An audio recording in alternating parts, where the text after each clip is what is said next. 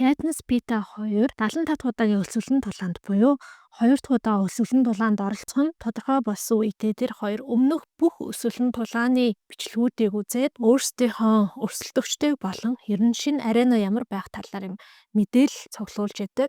За ингээ өнгөрсөн 74 удаагийн өлсвөлэн тулааны бүх телевизийн нэвтрүүлэг бичлэг байсан боловч ганцхан удаагийн Hunger Games бүр тэр чигээрээ ор сураггүй ямар ч бичлэг олдоогүй.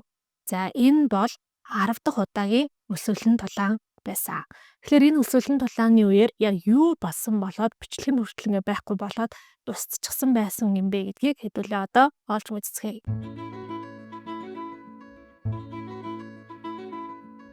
За энэ удаад бид яг өлсвөлэн тулаан эхэлж байгаа тэр өдрийн өглөө номынхоо үйл явдал руу шууд явж орж байна. Үлдсэн 14 оролцогчийг арена дотор ингээд тойруулаад зогсоочсон хаа нэгтээ суудлын дунд Panem улсын аврах том туг салхин нэгэ хийсчихсэн байгаа. За энэ арена буюу амфитеатр дээр болохоор түрүүн хэлсэн зарим хэсгэрээ дээвэргүй харин зарим хэсэгтээ илүү юм одоо VIP үзэгчдэд зориулсан асартай том юм бүрэнхий байгууламж байгаа. Телевизийн камер 14 оролцогчдыг ингээд тойроод нэг нэгнийх нь царайг ээлжилж гаргаж ийснаа камерыг тис өөр шилжүүлээд нэг нь аимшигтай дүр зургийг үзүүлнэ. За энэ бол нөгөө 2 дугаар дүрийн оролцогч Marcus аренагийн бөмбөгдөлтийн үеэр аренаас зүгтсэн байсан. Гэтэ энэ Marcus-ыг олоод авчираад тамлаад шийтгээд ийм амтай голтой төдий үлдээчээд хоёр гараас нь дүүжилчихсэн. Тэнд одоо үзүүлэн болоход тавьчихсан байдаг. Энэ дүр зургийг хараад бүх хүн, бүх хүүхэд, бүх ментор тэр байтугай Корио хүртэл юм сэжилсэн айсан мэдрэмж төрнө. Энэ бол одоо цоо шин юм хэмжээний, цоо шин төвшний харгислал байгаа хгүй. Капитол өмнө нь яг энэ өлсвөлэн тулаанд оролцох гэж ирсэн хүүхдүүдийг зөвхөн хооронд нь тулалдуулдаг байсан. Хүүхдүүдийг нэгийг нь нөгөөр алуулдаг байсан бол энэ удаад Капитол өөрөө хин нэгэн хүүхдийг шууд үхлийн нэрмэгт авчирж байгаа тохиолдол нь энэ болж байгаа юм байна л да. Дэлгэцээр тэрийг бас гаргаж байгаа тохиолдол нь энэ. За энэ бол мэдээж нөгөө доктор Гол толгой тоглоом зохион байгуулагчийн хийж байгаа ажил. Энийг харсан Sejanus буюу одоо Маркусын ментор нь өмнө нь Маркустай нэг ангид сурч исэн. Тэр залуу бол өсөрч босч ирээ сууж исэн сандлаа аваад Academy-ийн одоо Heaven's Speed тарихыг байрлуулсан том дэлгэц рүү сандлаа шидэд бүх хүмүүсийг тэнд сууж исэн хүмүүсийг та нар бол бүгдээрээ зүрх сэтгэлгүй мангасууд гэж хэлээд гүгээ гараа авчнаа. За ингэсний дараа бол энэ том харанг дэлдээд өлсвөлэн тулаан албан ёсоор эхэлж байгаа.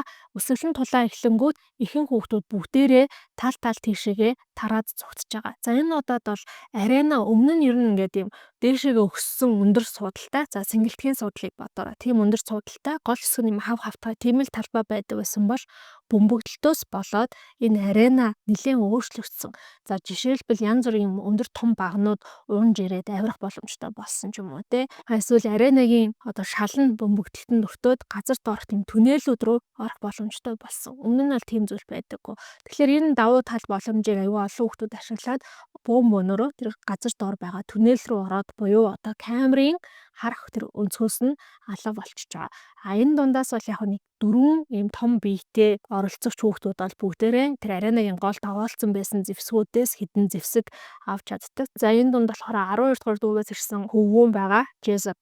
Jessup болохоор бас зэвсэг авч чаддаг. Jessup бол ер нь Lucy Gray-тэй баг болно. Lucy Gray-г одоо хамгаална. Тэр хоёр нэгээ харилцан хамгаалцсна гэдээс өмнө яриад тохирсон байсан. За тэгтээ Jessup бол Lucy Gray-ийн гүйсэн зүг рүү бас нуугдах гад ингээд яад өгчдөг.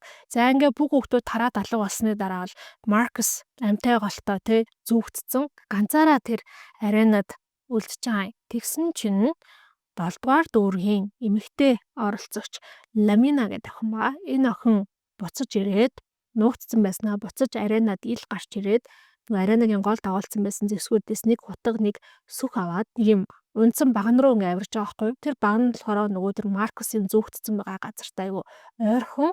Тэгээ тэр багны орой дээр хурдан авирж гараад за 7 дугаар дүрх чи өөрөө бас нөгөө мод бэлтгэдэг дүрхчтэй тийм болохоор модонд авирах чадвар энэ тэр амар сайтай. Орчин үеийн өлсвөлэн тулаан шиг тийм лаг одоо микрофон энэ тэр байхгүй. Ер нь тийм амар олон одоо камерын өнцөг энэ төр байхгүй хитгэн том камертай. Тэгээд яг аренад энэ тэнд хэд хэдэн микрофон суулгацсан. Хэрвээ тэр микрофонтой ойрхон байх юм бол хүмүүсийн хоорондын ярьж байгаа үг яран сонсогдно. За тэгсэн чинь Ламина болохоор тэрний баган руу аваад Маркустай нэлээд дөхөө очсон. Маркус ингээд зүс царай тэр чигээрээ цуснд бодогдсон. Царайны хувирлан харагдахгүй байгаа. Гэхдээ ингээд камераар ингээд харахаар Ламина Маркустай яриад байгаа юм шиг үнэж байгаа байхгүй. Тэнгүүдээ Ламина Маркусын толгойг ингээд сүхтээд Марксыг одоо тэр зовлонгоос нь амжруулж өгч байгаа. Mercy kill гэж ярьдээ шүү дээ. За ингэснийхэн дараа бол Ламина тэндээ ингээд байршаад тэр өндөрлөө өөр Ламинагаас өөр байгаа дүү хүн гарч чадахгүй учраас тэндээ ингээд байршаад байж байгаа. За ингээд эхний энэ өдрөө бол нөх өөр он сонин содын юм байхгүй. Бүр нэлээ орой болсон хойно 11-р дүүргийн эрэгтэй оролцогч Reaper гэдэг бас нэг нэлээд том биетэй хараас нэг хүч чадалтай хүү байгаа л та. За энэ хүү болохоор Deal гэдэг бас нэг юм туранхай жижигхэн охиныг ингээд тэрврээд гараад ирж байгаа юм. Тэгээд тэр Deal нь болохоор ингээд амнаас нь юм цус ингээд урсцсан. Тэнгүүд Deal-ийн яг ментор нь хэлж байгаа. Deal угаасаа сүрийн өвчтөй байсан юм аа. Тийм болохоор одоо ингээд өвчнүүд дийлэхгүй нас барж байна гэд. За ингээд эхний өдрөө бол Маркусыг тооцгоогоор ганцхан Deal гэдэг охин байгалийн жамаараа өөрийнхөө өмнө тусцсан байсан өвчнөөс болоод нас барж байгаа. Үүнээс хойшоо ер нь бол ингээд нар жаргаад аренад ч гэсэндээ харанхуй болчихж байгаа учраас ерөнхийдөө өсвөлэн тулаан өнөөдөр энэ хүртэл болно гэж үзээд энээс хойшоо бол хүүхдүүд бүгдээрээ нуугдсан унтаж амарч байгаа учраас дахиад ямар нэгэн үйл явдал болох байх гэж үзээд за ерөнхийдөө менторуудыг ч гэсэндээ академиас тарааж байгаа. За Корио бол бүтэн өдөржингөө ер нь тэнд ингээд суудсан нэлээд жоохон ядарсан. Гэртээ очиж сайхан амрыг гэж бодоод гэртээ очсон чинь гэрт нь нэгэн гинтийн цочин хүлээж байна. Тэр нь болохоор Sejanus-ийн ээж. Sejanus-ийн ээж нь нос нулимсандаа хутгалтцсан. Кориогийн эмээ үеэлэгч хоёр нь галтгоонд сайн байж хамж өгөөд нөгөө их чичээ аргадаад байж байгаа байхгүй. Яасан бэ гэсэн чинь Sejanus алга болцсон. Тэгээд байж болох бүх газраар нь хайгаад олоогүй. Хамгийн сүүлд Corioтой дотн найзалтай юм чинь Corioгийн ирсэн байж магадгүй гэж ээж нь бодоод энд ирсэн маань. Corio мэдээж troublemaker дүүргээс ирсэн хүүхэдтэй найзлах гэдэг нь Corio хувьд бол доромжлол. Ээж нь ирсэнд нь амар дургу. Эмээх нь хувьд ч гэсэндээ энэ дүүргээс ирсэн аваагаа ингээд шөнийн харанхуй юм цагт цай ундар дайлаа байж гэн гэдэг нь харвас дургу байгааг нь илтгэж байгаа байхгүй юу. Тэгээд Corio хэлтийн таныг магадгүй манад байх хооронд Sejanus аль хэдийн гэртээ харьцсан ч юм билүү. Та гэртээ очиж хүлээжсэн дээр хаа гэсэн чинь ээж нь нэрэж бас тиймдээ гэдээ босгож ирсэн нь Corioгийн зочны өрөөндөөс нь телевизрийг хараад нам гацаа зогсож. Яасан бэ гэсэн чинь тэр телевизэр дээр аренаг шууд дамжуулж харуулж ясан. Тэгсэн чинь Sejanus аренад орчихсон Маркусын биеийг дүүжилсэн байсныг нь буулгаад дээр нь ямар нэгэн зүйл ингээд цацчихсан өвдөрлөө сууж идэг. Corio бол мэдээж бүр таг гацж орхин те юу болоод байгаа юм бэ? Яагаад Sejanus арена дотор гээд шууд дамжуулалтаар харагдаад байж идэг вүлээ гэд.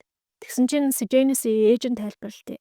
2-р дөрөвт болохоор юм нас орсон хүмүүсийн хаан дээр тал хөрүүлээд ингээ асгана гэдэг нь болохоор нөгөө ертөнцид очих замдаа идэх хоолтой байна гэдгийг нь одоо биелэгдэж байгаа энэ зүйл юм байна л та. Хүн маань одоо энэ найзыгаа ангийнхаа найзыг нөгөө ертөнц рүү одоо идэх хоолтой явуулаасаа гэсэн тэр уламжлалыг хийж байгаа юм байна шилдэг байхгүй. Ингээ байжсэн чинь Corio-гийн утсан дуурайд хэн байсан бэ гэсэн чинь доктор Gall. Доктор Gall шууд яг одоо аренад хүрээд дэргээд тэгээд Sejanus-ийн ээжийг бас Corio-гийн байгааг тэнэл хэдий мэдсэн. Над эмэгтэйгээ дагуулад хүрээд иргээд хэлдэг. Тэнгүүд Corio уцаа таслаад ээжд нь хэлээд за ээж нь болохоор өөрийн хувийн машинтай жолоочтой маш хурдан арена руу очино. За арена дээр очисон чинь доктор Gall одоо энэ Sejanus-ыг хинч мэдэгдэлгүйгээр аренаас гаргаж ирэх хэрэгтэй байна гэдэг. Ээж нь гэсэн чинь тэлгүй авахтай би ороод хүүгээ ятгаа гаргаад ирье гэсэн чинь доктор Gall үгүй хүү чинь таныг харах юм бол шууд л танаас зүгтэн. За тийм миний ойлцсноор бол аавтайгаа нэг тийм дотн сайн харилцаагүй юм байл. Тэгэхээр хамгийн сайн найзыг нь оруулахыг үүтэй Corio чи шууд ороод Sejanus-ыг ямар нэгэн аргаар ятгаад аваа гараад ир гэж хэлдэг. Corio ингээд уул нь хичнээн бас үгүй гэж хэлмээр байгаа ч гэсэндээ доктор Gall-оос ер нь айдаг. Угаасаа ямар амар хэрцгий хүн билээ те. Тэгэл хамгийн сүлд гэхэд тэр нөө Clemencia найзыг нь могонд татгуулаад зүгээр ингээд амар хордуулаад тэгээд Clemencia амьд үхсэн мэддэхгүй ингээд байж ийснаа олон хоногийн дараа гинэт нэг юм өнөөдөр л одоо ментороо эргээд ирсэн гэдэг ч юм уу. Ер нь бол иймэрхүү үйлдэлүүд нь Corio амар айлгцсан. Гэхдээ нөгөө талаас амар айснаасаа болоод бас доктор Gall шууд үгүй гэж хэлж чаддгүй. За ингээд ямар ч байсан Corio-д сум нэвтэрдгүүн хантаа зүмсүүлээд ийм нулимс асууруулагч өгч байгаа. Нөгөө талд нь болохоор хүний ингээд түр хугацаанд юу ч харахгүй болгох тийм чадaltaй хурц тод асдаг биерэл бариулаад орж байгаа хгүй. Надаа буу өгөхгүй мөсөн чинь харамсалтай нь тех боломжгүй гэж хэлээд оруулна. Арайны үүд хэсэгт нь бас юм нөө бөмбөг дэлбэрцснээс болоод үүднийх нь ханны хэсэг нуурч мурцсан. Тэрийг болохоор нэг юм бетон мод өрөөстэй тор энэ төр авчираад хаалт хийцэн байсан юм байна л да. Тэр нь болохоор камера харагдахгүй учраас тийм нөхцөл байдал баг юм Корио мэдэхгүй. Корио ингээд үтлээ айж байгаа. Яагаад гэвэл энд өөрийг нь алхаас буцахгүй байгаа 12 3 хүүхэд байгаа шүү дээ. Тэгээ Сеженис дээр ингээ зөөлө алхаж очиод Сеженис хоёулаа эндээс гарья гэсэн чинь Сеженис бүр инээд алдаад чи миний альбан бус аврагч болжээ гэж хэлдэг. За тэгээ Сеженисийг хоёулаа эндээс хамт гарья ээж чинь чамаа гадаа хүлээж байгаа гэсэн чинь Сеженис бол зөрүүдлээд үгүй би энд хүн энэ бүх шудраг бус зүйлийг би хүн болгонд харуулмаар байна. Намааг энд байгааг оролцогч нар намааг алж байгааг ингээ харах юм бол энэ хүмүүст энэ аимшигтай тоглоомыг хийхгүй байх. Дахиад зохион байгуулахгүй байх нэг тийм цэдэл төрж магадгүй юм аа гэсэн чинь Корио хэлдэг байхгүй юу? Чи ямар гинэ юм бэ? Доктор Гол чиний үхлийг зурагтаар харуулна гэж бодож байна. Үгүй зүгээр л ингээд эний чинь таслал хаяал хизээч ийм зүйл өмнө болж байгаа юм шиг болтол нь редакторлаад монтажлаад одоо ингээд байх болгож штэ гэсэн чинь Сеженисгүй нэрэж тийм юм уу гэд боддог. Тэгмүүд Корио өвлжлүүлээд чи ингээд эндээс гараа чамд маш их хэмжээний хөрөнгө мөнгө байгаа. Чамд эрх мэдэлтэй болох боломж байгаа. Чи энд зүгээр ингээд өөрийнхөө амийг золиослж яснаас аренагаас гараад яг энэ хүүхдүүдийн төлөө илүү том зүйл хийх боломжтой штэ гэсэн чинь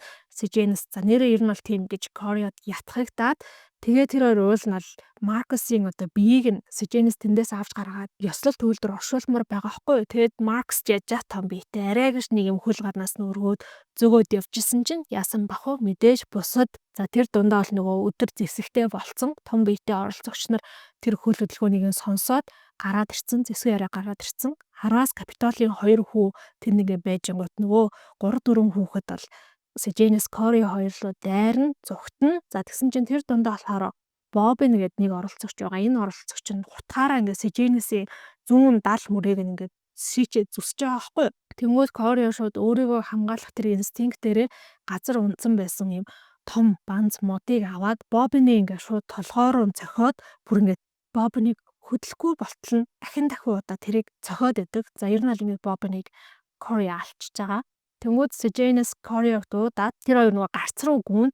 За тэгсэн чинь уул нь бол яг Кориог аренаар ороход нь их тайвны сахиулагчид бид нэр ингээд бууга бэлтсэн. Чиний ард ингээд чамаа хамгаалаад байж байна. Чи битгий санаа зов гэж хэлсэн бол одоо ингээд Корио 3 4 оролцогчд хөөгдөөд өөхөх сэххийн нэрмэгтэр байхад нөгөө их тайвны сахиулагчид бол нэг ч сум гарахгүй тэр хүүхдүүдийг зогсоох ямар ч оролдлого хийхгүй харин нөгөө өргөст тор тэр төмөр мод бетоноор таглалцсан байсан хэсгийнхаа амсрыг нь жоохон нэгээд Корио Сеженис хоёр баг ингээ газар дагуур шургаж унаад хамаг нүүр ам эрүүгээ ингээ ураад арайхийн нэг юм аренагаас гардаг.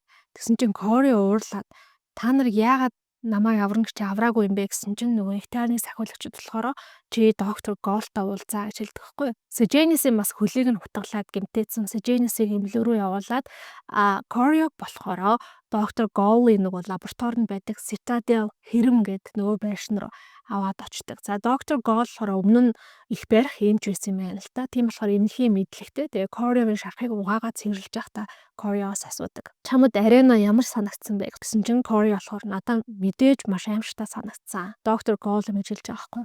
Чамд оролцогчд ямар санагдсан бэ? Чамд өсвөлэн толаанд дотор байх ямар санагдсан бэ? Чи нэг зүйлийг анхаараа. Өсвөлэн толаанд оролцож байгаа оролцогчд чамааг аллаа гэд тэдэнд одоо авах зүйл юу ч байхгүй тий. Тэдэнд олж авах юу ч байхгүй. Ядаж нэг өрсөлдөгчөө одоо цааш нь харуулж авдаг бодолч байхгүй. Гэхдээ л тэд чам руу зүгээр ингээ сохроор зөсгөө барайл дайрсан. Чи нэг юу бодож байна гэсэн чинь Корио болохоор би оролцогчдыг Капитолын иргэдэг ингэж үзэн яддаг гэж мэдээгүй. Тэгээ тийм болохоор би оролцогчдоос айж зөрүүлээд би тэр оролцогчдыг би тэр хүүхдүүдийг үхээсэ гэж хүсэж байна гэдэг байхгүй. Тэгсэн чинь доктор Гол чиний хувьд энэ аренад орох нь тэгээ тэр Боббин гээд оролцогчийг алах нь бол чамаа яг өөрчлөх юм туршлага болсон гэж найдаж байна гэсэн чинь Корио би Боббиныг алаагүй би зүгээр өөрийгөө л хамгаалсан гэж хэлдэг байхгүй. Тэгээд аренад оронгуудаа хүн гэдэг хүн төрлөختөн гэдэг яг жинхэнэ дүр төрхөө гаргадаг. Хүний жинхэнэ дүр төрх гэдэг нь юу юм бэ? Хүн яг өөрийнхөө байглаараа байгаа төрөлхийн зүүн савин гэдэг нь юу юм бэ гэхээр нэг нэгнийг алхаас буцахгүй тийм харгас тийм зэрлэг гэж байгаа юм. Ингээд Dr. Gold Corio болохоор удирдлага control гэдэг зүйлтэй энэ яг юу гэсэн үг юм бэ? Хүн эсвэл ямар нэгэн засгийн газар удирдлагаа алдчихвал юу болох юм бэ гэдэг ийм сэдвээр эссе бичээд ирээ гэж даалгавар өгдөг. Ингээд Dr. Gold Corioгийн шархыг ноёж өгснийхэн дараа Coriog явуулна. Corio гэртээ очиод гинтээ ч юу ч яахгүй. Уул нь ол Tigris Corioтой ингээд юу басныг ярилцах гад хүлээж авсан. Гэхдээ юу ч болоогүй. Зүрх таад өгдөг. За ингээ маргааш өглөө нь болж байгаа юм. Дахиад цай өндөө бол хувцсандраа өмсвөл актем дээр очиж байгаа. Актем дээр очиод Corio боддог. Шүн ингээ Bob нь гэд нэг оролцогчнаас барьсан. Тэрийг одоо яаж нас барсан гэдгийг харуулах юм бол доо гэсэн чинь ямар ч тайлбаргүй зүгээр л Bob-ны одоо өгсөн биеийг харуулж байгаа байхгүй. Тэнгүүд яг үзэж байгаа хүмүүс нугасаал хин нэг оролцогч нь шүн ингээ алдсан байна гэд ботол ахалтаа гэдэг байдлаар орхицсан байдаг. Гэхдээ яг энэс Corio нэг зүйлийг ойлгож аваад Corioгийн хүн алж байгаа тэр бичлэг хаа нэгтээ хадгалаастай байгаа. Хичнээн тэр харанхууд камераар дүрсээ авсан ч гэсэндээ мэддэг хүн бол Corio хараад тэр Bob-ыг алж байна тий мэднэ гэсэн үг тий. Оролцогч нар нь нас бараад зарим менторууд нь нас бараад ер нь бол 12 оролцогч 12 ментор яг хосоороо үлдсэн байгаа. За энэ үед болохоор зурагтаар Lucky Flickerman гэдэг хөтлөгч нь гарч ирээд шууд нэг юм ярилцлага явуулдаг. Зурагтаар гэсэн чинь хэн гардаг вэ гэхээр Sejanus Aftага. За ингээд Sejanus болон Sejanus-ийн аав хоёр Plinth Prize гэдэг. Plinth гэдэг нь эдний овог шүү дээ тий. Plinthing шагнал гэдэг нэг юм шинэ шагналыг бий болгож байгаа юм. Тэр нь яадаг шагнал юм бэ гэхээр өсвөлэн тулаанд оролцогчоо ялуулж чадсан менторыг Plinthing гэр бүлийнхэн их сургуульд сурах бүх зардлыг нь даах тийм scholarship тэтгэлэг юм байна. За тэгэнгүүт Corio яг бодож байгаа байхгүй. Энэ өчигдрийн одоо Sejanus-ийн хийсэн тэнэг үйлдэлийг аав нь цайруулах гээд бас л мөнгөөр нэг юм арга хэмжээ авч ин тэ.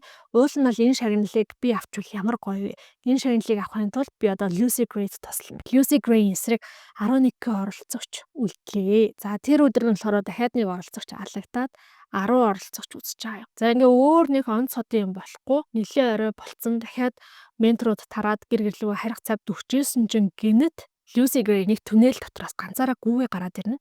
Хойноос нь болохоор Lucy Gray-тэй хамт 12 дугаар дүргээс ирсэн. Нөгөө Jessup ч ингээд хөөцөө явж идэг.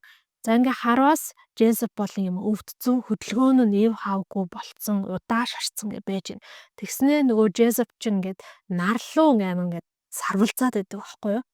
Lucy Gray болохоор Jessup-аас зогтаад Аренагийн нэг сандлууд руу авираа гарч байгаа юм. Тэгсэн чинь Jessup-ийн ментор нөгөө Lysistrata гэдэг охин байдаг шүү дээ. Тэрний аав ээж нь болохоор хоёулаа эмч, тийм болохоор Jessup-ыг rabbis буюу галзуу өвчин туссан байна гэдгийг нь мэддэг. Хагадгүй нөгөө амтны хүрээлэнд байхдаа галзуу өвчтөөс элбэх raccoon гэж ярьдаг те. Тэр амтнд хазуулаа тэг өвчин халтцсан болов гэд. За тэгээд нөгөө Jessup чинь Lucy Gray хойноос нь сандлууд руу аваад байгаа байхгүй юу? Coriolanus тэгээ бодно би нэрээ яаж Lucy Gray-г одоо аврах вэ? Энэ Jessup-тэй одоо жишээ нь гардан тулалтлаа гэхэд хязгаарч Lucy Gray ялахгүй шүү дээ. Тэнгүүтээ генет Corio нэг зүйлийг сандаг. Тэрний юу юм бэ гэхээр галзуу өвчтөй хүмүүс уснаас амар айдаг. Ингээд нөгөө усыг хараад бүр ингээд фобиатай болцсон. Тэгээ ус ууж чадахгүй, ус залгиж чадахгүй. Тэрнээсээ болоод ирнэ галзуу өвчин туссан хүмүүс бүгдээрээ цангаж үхт юм байна л да. Би энэ талаар нэг амар интернетээс пост уншижсэн. Яг нэг галзуу өвчин тусах юм бол чи өдрөөр яаж бие чи ингээ муцараад үхвэ гэдэг амар детальтай бичсэн. Тэрэн дээр тэгээд хамгийн сүүлд болохоор галзуу өвчин туссан бол үхэх магадлал 100% гэж аахгүй юу? Ямар ч эмчилгээ байхгүй. Тийм болохоор ямар нэгэн зэрлэг амтны ч юм уу эсвэл одоо нохой мууранд хазуулсан бол тэр галзуугийн вакцин гэдэг зүйлийг хийх гэх юм маш чухал юм байл шүү. Ингээд Corio шууд Lucy Gray баахан хүмүүс янз бүрийн хандив өгсөн маш тэ тэр хандваас нь дроноор ус хөрвүүлэх. Тэр усыг Lucy Gray өөрийгөө хамгаалахын тулд ашиглах боломжтой. Тэгэхээр ус захиалдаг. Тэгээ дроноор нөгөө усыг ингээд хөрөх юм хүргээ явуулсан чинь.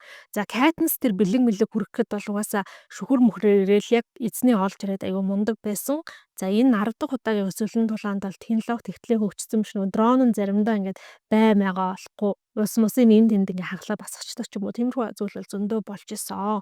За тэгэнгүүт нөгөө дронтой нь ус нь Lucy Gray руу явах замд яг Jessup-ийн урдуур гарсан чинь Jessup айсандаа болоод нөгөө усын ингээд саваад хагалчихж байгаа байхгүй юу. Тэгэнгүүт Lysistrata гэдэг нөгөө Corioгийн найз Jessup-ийн ментор Corey-г юу хийх гээд байгааг ойлгоод Corey чи Lucy Gray төгсөн хандуудаа хадгалчаа. Би Jessup-ийг зохицуулъя. Хэрвээ энэ өсвөлэн тулаанд Jessup ялж чадахгүй бол яг ижлэхэн дүүргээс ирсэн Lucy Gray-г ялаасаа гэж бодож байна гэд. Jessup одоо өгсөн бүх хандвар нь тэр Lysistrata гэдэг охин баахан ус тэгээ баг зэрэг хоолоос ингээд явуулдаг.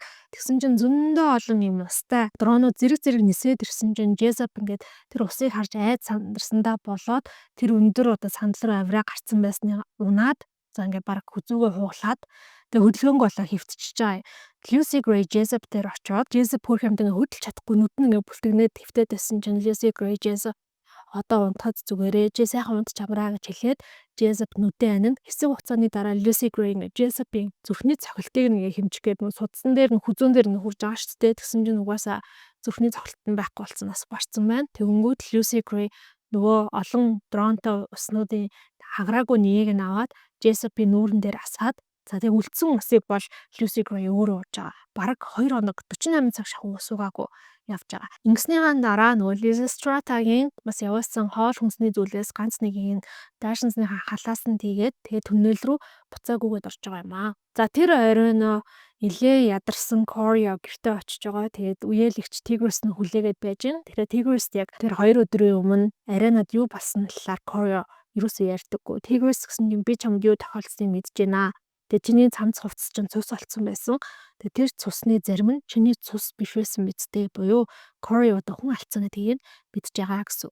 За тэгэнгүүтээ Tigris болохоор нэг муу мэдээ Corey тэлдэг. Тэр нь юу юм бэ гэхээр Capitol болохоор худалдаж авсан ч вэ, эртний ч вэ, үгүй ч бэ одоо бүх юм байшин барилгуудад байрнуудад такс буюу татвар шинээр тавьж байгаа юм байна л да. Тэгвэл Corey-гийн гэр бүлийн энэ амьдарч байгаа том пентхаус ч их хэмжээний татвартай байж таараа шүү дээ. Тэг ямар ч байсан 6-7 хоногийн дотор тэр хэмжээний мөнгийг нь олж өгнө. Эсвэл одоо албатун нүүлгэх ийм асуудалтай тулгарч байгаа юм. Corey-гийн хувьд амьдарч байгаа байшингаа алдна гэдэг чинь одоо Snow гэдэг тэр нэр тэрийг дагаж ирж байгаа хүндлэлийг бас алдчихж байгаа гэсэн. За гэтээ Tigris бол Corey чи энэ талаар битгий санаа зовоо.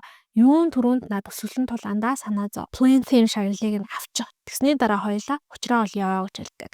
За ингээд дахиад маргааш өглөө нь болно. Өсвөлэн тулаан эхэлсний 3 дахь өдөр болж байгаа. За энэ 3 дахь өдөр нь болохоор 11-р дүүргээс ирсэн Reaper гэдэг эрэгтэй оролцогч нэг юм сонин зүйл хийгээд эхэлнэ. Тэр нь болохоор одоо жишээ нь Marcus, Bobbin, Jessup болон түрүүний өмнөх өдөр нь нас барсан ингээд 4-5 хүүхдүүдийн цогцыг ингээд нийлүүлж хагаад дээрээс нь ингээд Panem-ийн туг аренад нэг том туг хийсэж байгаа гэсэн шүү дээ. Тэр тугны талыг нь хутгаар зүсч аваад тэр хүүхдүүдийн дээрээс ингээ бүтээгээд тавьчихдаг. За энэс өөрөөр бол үдээс өмнө ямар нэгэн сонирхолтой зүйл байхгүй. Харин үдээс хойш нь гуруулаа нийлээ баг болоод явж исэн 2 хүү, нэг охин 3 байжснаа хоорондоо нэг халалцаад дээрээс нь гадны нэг одоо оролцогчийг гэх юм уу өөрсдөө баг болоогүй нэг оролцогчийг алаад ингээ 2 хүн нас бараад цаана нь 8 оролцогч үлдчихэж байгаа. 8 ментор үлдчихэж байгаа. Ингээд дахиад өөр ямар нэг онц содон зүйл болохгүй. Нөгөө Reaper гэдэг оролцогч чинь дахиад нөгөө нэмж нас барсан хүүхдүүдийг өмнөх хүүхдүүд дээрээ аваачаад зэрэгцүүлж хэвтүүлээд дээр нөгөө тугаар бүтээж байгаа.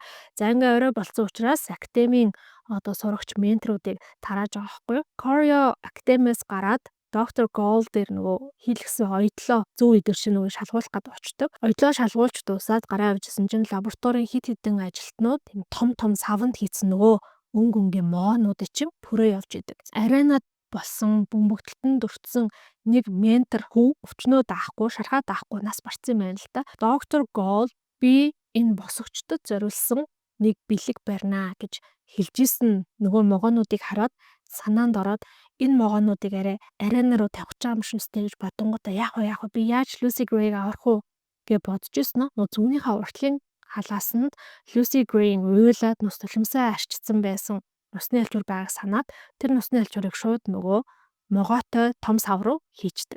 Хэрвээ санаж байгаа бол энэ могоонууд чинь бараг юм хардаггүй, бараг юм сонсдоггүй зөвхөн үнэр нь танил хүмүүсийг хатгадаг гэдэг шүү дээ. Ингээд нусны альчуураа тэр том сав руу хийснийхаа дараа Corey гинэт бүр ингээд зүрхэн жишээр салгалаад амар айцсан хүн шууд ингээд гараал ингээд хаашаа чамаагүй нэг зүг рүү алхаж байгаа байхгүй юу? Өөрийгөө ингээд боддог. Plinth Prize тэр шагналыг тэр тэтгэлгийг авахыг амар хүсэж байна. Гэхдээ би энэ өсвөлэн тулаан хийснээс хойш нэлээд хэд удаа одоо юм ёс суртахуунгүй айшиллаа. Жишээлбэл Lucy Gray өгөх юм тулд одоо сургуулиас өдрийн хоол хулгайлдаг ч юм уу те. Одоо ингээд Lucy Gray давуу тал олохын тулд нусны альчуураа ноото савнд хийцэн би ерөөсөө юм шудраг бус зүйлс хийгээд байна. Энийг одоо би болно. Цаашдаа би үргэлж зөвхөн чин үнээр явах болнаа уулан дотроо бодтой. За ингээд хандсан зүгтээ явсаар байгаад гэж өөрөө ярьж байгаа юм л да. Гэтэ яг хандсан зүгтээ явсан ч юм уугүй ч юм уу мэдэхгүй л те. Нэг л мэдсэн чинь Сеженисийн гэрийн гадаа ирсэн байдаг. За нэгэнтээ ийшээ ирсэн юм чи орё гэд.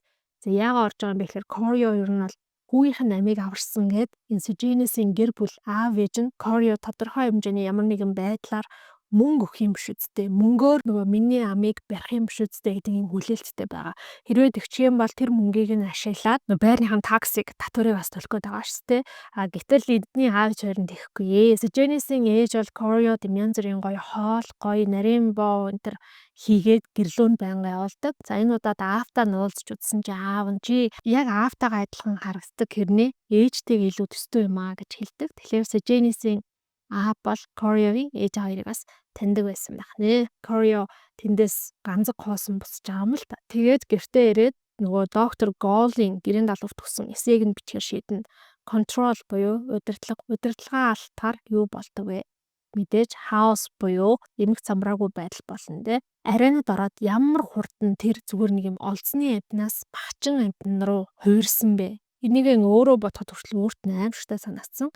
Гэтэл хүн болгон хэрвээ яг өөрсгөндөө хуурдаг бол яах вэ?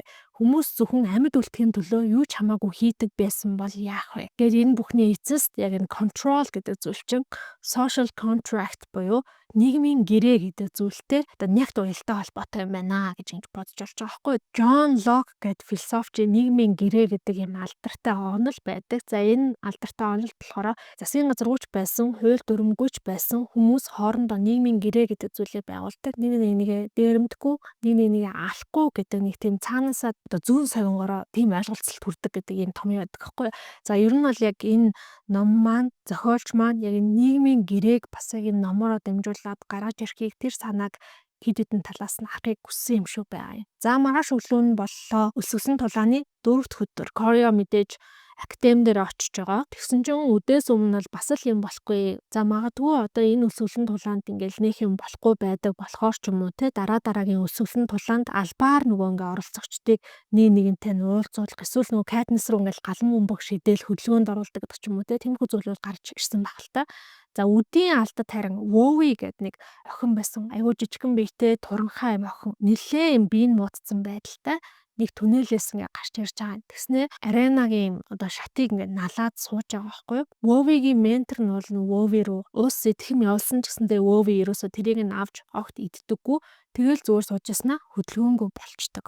Анзаараад гарах юм бол Wowy-гийн энэ жавчнаас нь ягаан туяатай зүйл урсцсан байдаг байхгүй юу? Тэгмүүд Corio бодоод энэ Lucy Gray Wowy-г нөгөө пудр дотор хийж орсон хархны хороороо хортуулсан болов. Ухаантай юм чин угаасаа нэг юм бие муутай, бие суултай охиныг онилж аваад тэрний зам дээр хархны хорноосоо хийсэн ус үлдээч гэсэн байж болно. Тэгмүү тэр охин тоглоом хэлснээс хойш өрөөсөө камер дээр харагдаагүй юм чин 4 хоног бараг л юу ч идээгүй, юу ч уугаагүй гэсэн үг. Тэр усыг харангуйта шууд баярлаад уух нь тодорхой. Тэгээд тэр хоронд хордоод өгөх нь тодорхой.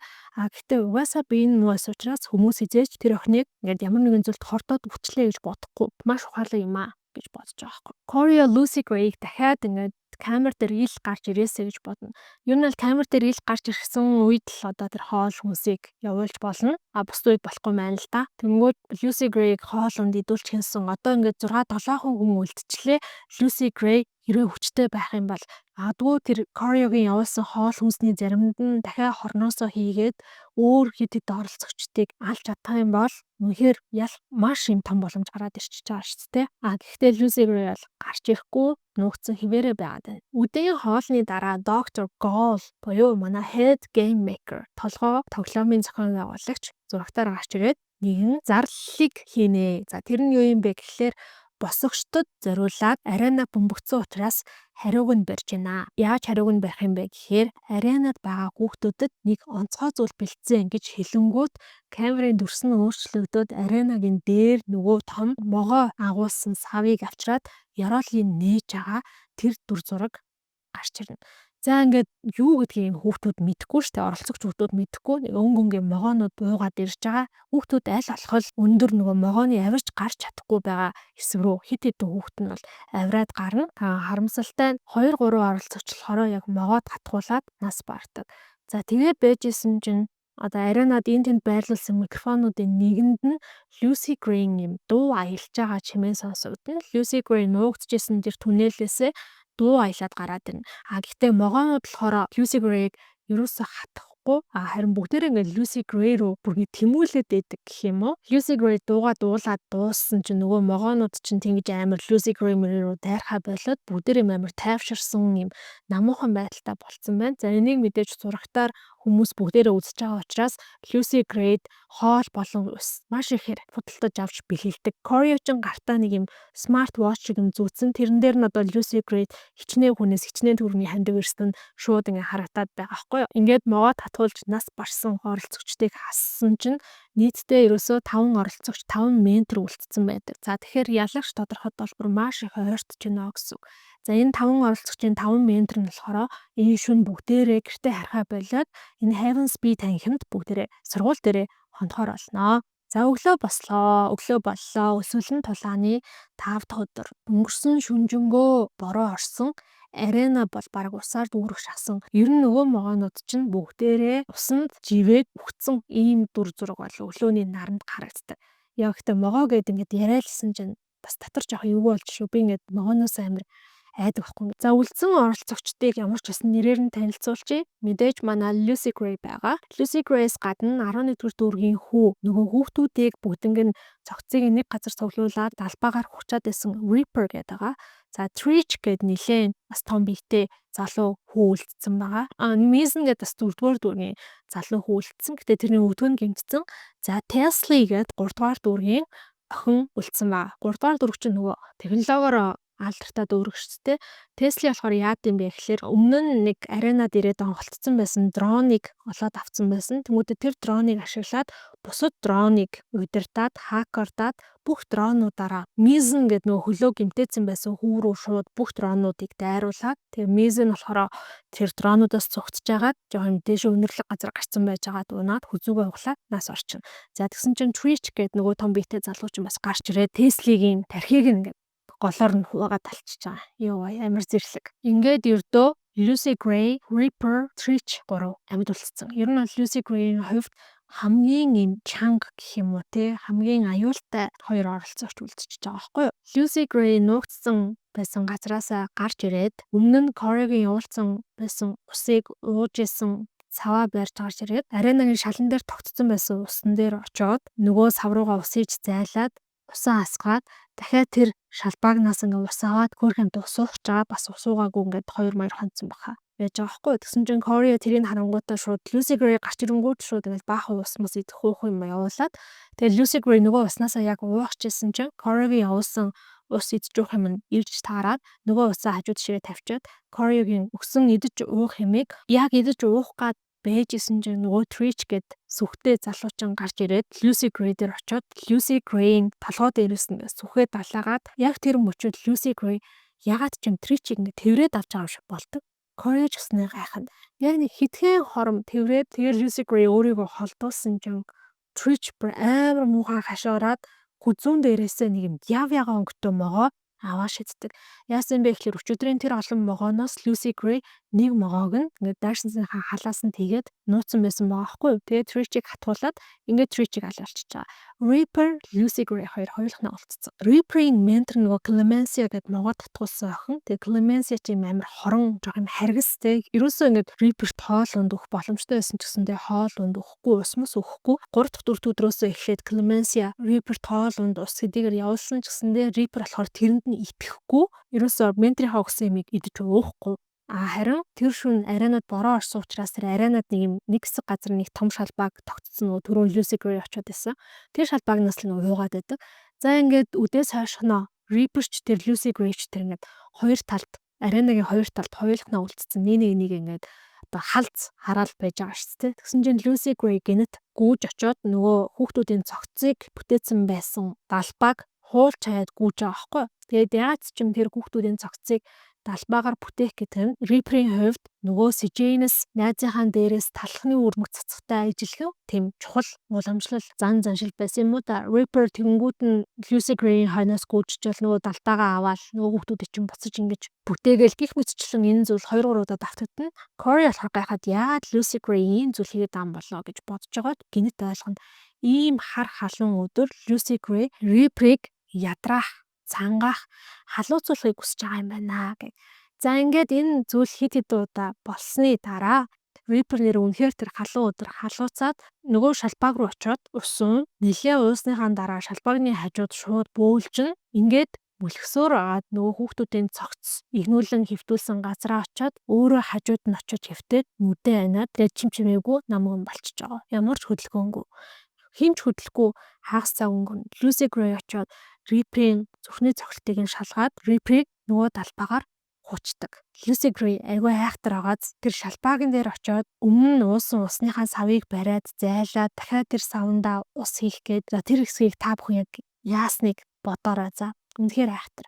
Ингээд 30 минутын дараа Lucky Flickerman дэлгэцээр гарч ирээд зарлана. Lucy Gray Baird болон Coriolanus Snow 10 дахь удаагийн өсвөлтөн толаанд яллаа гэв. За тэнд үзчихсэн бүх хүмүүс бөөн баяр хөөр болоод орил чарлаад ядчихт ч угаасаа Lucy Gray нэг юм хүмүүсийн анхнаасаа анхаарлыг татсан, хайрыг нь татсан оролцогч байсан шүү дээ, тэ. Тийм учраас хүмүүс бүр маш их баярлаад Academy дээр тэр даруй хүлээн авалт зохион байгуулна. За хүлээн авалтан дээр болохоор энэ Academy-ийн анги төгсгөө ангийн сурагчид болохоор нэг юм нэлээд баг градустай алкогол ууж болдог. Тэгээд Corio тийм алкоголноос хид хидийг уучсан нэлээ юм тархин дүнгцсэн тэ байжсэн чинь нэг багш нэрээд чамайг биологийн лабораторид хүрээд ирээч гэж хэлдэг. Corio өөрт нь нөгөө Plinth-ийн шагналыг өгчин гэж бодоод маш их баярлаад орсон чинь биологийн лабораторид нь болохоор доктор Gold биш харин сургуулийн Academy-ийн захирал Highbottom байдаг. За ингээд ширээн дээр 3 зүйл тавьсан байна. Тэр 3 зүйлийг хараад Corio эвэрүүл болоод хамаг одоо цус нь биес нь нүүлчих шиг тийм мэдрэмж төрсөн. Тэр 3 зүйл нь юу юм бэ гэхээр Academy-ийн логотой салфетик, усны альчуур, Corio-гийн ээжийн пудрийн сав байдаг. Өөрөөр хэлбэл сургуулийн захирал Highbottom Corio Lucy Gray-тэй нийлээд Louvre даад үлцэлэн толгоонд ялсан гэдгийг нь мэдчихсэн. Academy-ийн логотой салфетик нь ямар учиртай юм бэ гэхээр уул нь бол сургуулиас хоол авч гарах хориотой байдаг. Гэтэл энэ дүрмийг Corio хэдийнэ зурчсан. Handkerchief буюу нусны альчуур нь болохоор нөгөө могоо хийсэн савн дотроос олдсон гэж байгаа байхгүй юу. Тэгэд эхлээд хэний нусны альчуур гэдгийг мэдэхгүй доктор Gold лабораторитой байсан бүх ажилтнуудаасаа мэдүүлэг авсан. Тэр нэг ажилтан нь за миний ахлаас юм шиг байна. Миний харшил хөдөлсөн байсан. Тэгээ би сансргүй унаацсан юм шиг байна гэж бодоод яг хэрэгээ хүлээгээд ажлаасаа халагдчихжсэн чинь тэр мочууд Highbottom захирал болохоор тэр нусны альчуурын нэг буланд нь 3 үсэг байсныг олж харсан. Тэр нусны альчуур нь болохоор миний альчсаар юм цагаан нусны альчуур, цагаан эмжээртэй. Тэнгүүтээ яг нэг буландаа яг цагаан өнгөөр нусны альчуурны эзний нэрний эхний 3 үсгийг бичсэн тийм зүйл байсан байхгүй юу. Тэр нь болохоор CXS гэдэг 3 үсэг байсан. Crassus, Xanthos, Snow буюу яг аавынх нь нэртэй 3 үсэг. За тэгээ 3 дахь зүйл нь Lucy Gray аренаас гаргаж ирсний дараа нэгдсэн чинь гарч ирсэн пудрны сав. За энэ бол угаасаа хэнийх гэдэг нь ойлгомжтой байхаа. За ингэж хамт 2 сонголт өгч гинөө. Нэг бол чи хийсэн хэрэгээ хүлээгээд Capitol даяараа шившив болоод зогсны шидэглээ хүртэж болно. Эсвэл 20 жилийн хугацаатай гэрээтэй инх тайвныг сахиулагч болж болно гэдэг ийм сонголтыг өгөхөд Corio би инх тайвныг сахиулагч болёо гэж хэлдэг.